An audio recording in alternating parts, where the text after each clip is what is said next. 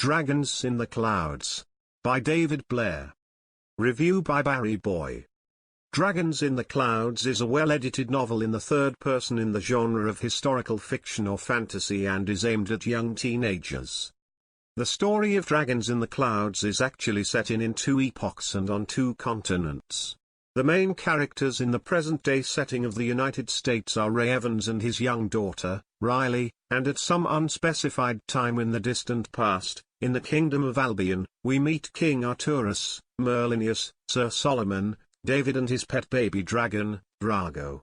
It is difficult to say who or what is the main protagonist of them. The story takes the form of Ray Evans recounting to his daughter a legend told to him by the elderly owner of a toy shop he met on his latest business trip to London. Mr. Evans meets him when he goes in to purchase a toy dragon that he sees in the shop window. The Kingdom of Albion. The main body of Dragons in the Clouds is set in the ancient Kingdom of Albion, which seems to be somewhere in Europe, but that is not explicit. The King of Albion, Arturus, is worried by public unrest caused by his people's fear of the dragons living in the land. In actual fact, there are two species of dragons, the carnivores and the herbivores. However, most people cannot distinguish between the two types and so fear them all.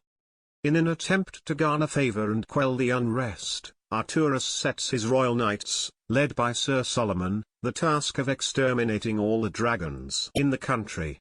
Without wishing to give too much away, some people find this grossly unfair, and set about trying to save the harmless plant-eaters, which leads to all kinds of battles between humans, dragons and even humans and dragons. Thunder and lightning. These exciting battles lead to the main theme of the Dragons in the Clouds, which is how thunder and lightning came into existence. Although Dragons in the Clouds by David Blair is aimed at a readership much younger than myself, I enjoyed the story and am certain that 10-12 years olds will love its unique plot and storyline. If I have a criticism, it is a small, personal one. I prefer not to see famous names from history and mythology used in this way, as it could blur the original stories, as Disney often has. The cover and the title are completely appropriate to the body of the story, and I give Dragons in the Clouds by David Blair 5 out of 5 stars.